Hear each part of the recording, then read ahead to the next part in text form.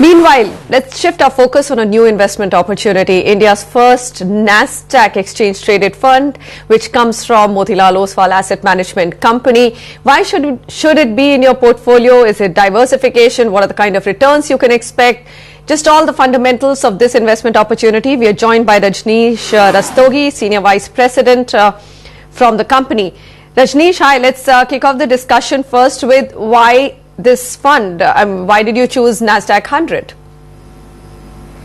Well, Manisha, any investor should look at diversifying their portfolio, be it within debt, between debt and equities. And within equities, you should diversify your portfolio between domestic equities and international equities. Nasdaq 100 ETF that we have launched tracks the Nasdaq 100 index and it is composed of companies which like Google, Qualcomm and Apple, which are consumption stories, global in nature. These companies have been providing services to global customers. And when you look at investors from an investor perspective, the portfolio should be consisting of assets which are low correlated, which have low risk, and which have potential for reasonable returns.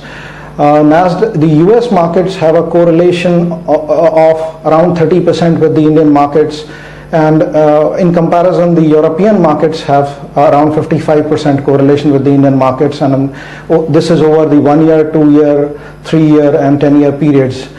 Also, at the same point of time, the US markets have low volatility compared with the Indian markets. When you look at the return profile over the last 8 years, the earnings growth of the Nasdaq 100 companies have grown in line with the earnings growth of the Indian capital markets as represented by Nifty. So when you're looking at an investment portfolio, you're looking at good diversification by means of low correlation, low standard deviation or risk, and high reasonable growth. So when you look at that, this product fits right there in the investor's portfolio, and it will help if investors choose to allocate capital to the Nasdaq 100 index and through Motilal Oswal Most Shares ETF, then they can look at getting better portfolio diversification. All right, so portfolio diversification is one, but why choose Nasdaq 100? I mean, after Warren Buffett has come and said, look, I'm going to stay away from technology companies because I don't know what their business models are. And here, instead of, let's say, a slightly more broad-based index like S&P 500, you've gone for Nasdaq 100, which is a technology-led portfolio of companies. Well, Nasdaq 100 is representing the growth and innovation in the global capital markets. It consists of top 100 companies by market cap which are listed on the Nasdaq OMX exchange, and the index provides investors to participate in growth of companies like the ones we talked about. These companies are 60% of the index is from technology sector.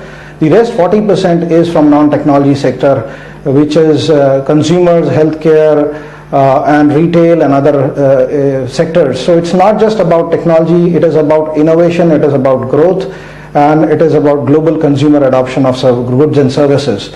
Yes, technology is there, and to that extent, this index will provide returns which are correlated with the returns of the technology sector.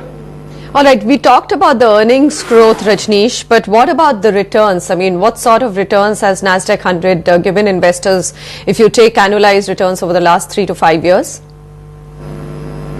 Well, returns are that an index provides are governed by two key factors. One, the time period we are talking about, the earnings growth that the index constituents are supposed to have demonstrated over that period, and the valuation at which the index was when the investment was initially made. If you look at a 15-year period, the returns provided by Nasdaq 100 are similar to those provided by Nifty and by Sensex, while providing investors with good diversification. But when you look at returns between 2001 to 2011, the returns have been poor. Having said that, like I said, you need to look at where the valuations are. 2001 was a bubble period, and so the valuations were high. Now the valuations are reasonable and they're probably comparable to the Indian valuations, and the growth story is also comparable. So what this does is it provides the investors with the opportunity of diversifying their portfolio while expecting returns which may turn out to be reasonable. But having said that, we should note that past performance is no indicator of future returns, and so although Nasdaq 100 index is a growth and innovation index and it has provided reasonable returns in history, nothing can be guaranteed in future. All right, okay, we take that disclaimer. I would have made it anyhow myself, Rajneesh, but go ahead. Just one final question in terms of the philosophy with which you will manage this exchange-traded fund. Your earlier ETFs, you've always claimed that they're going to be actively managed passaged funds. You're going to look at where there is undervaluation, even in the Nasdaq, even in the component of stocks in that index, probably allocate more resources there and go overweight on stocks which are undervalued. Is that something that you will follow with this ETF, or are you going to just passively follow the Nasdaq 100? Manisha, we will be passively following the Nasdaq 100 index, and the allocation of capital will be in the exact same proportion as the Nasdaq 100 ETF.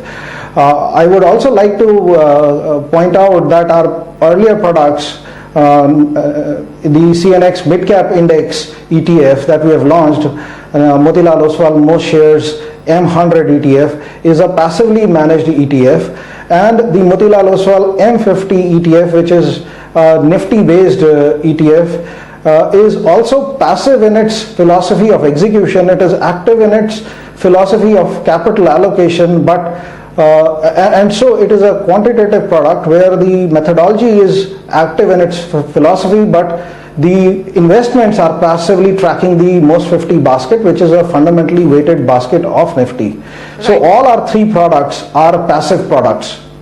Fair enough. Rajneesh, pleasure having you with us here to understand your first US-based exchange-traded fund, offering investors a good opportunity to diversify and take a little bit of the largest market in the world.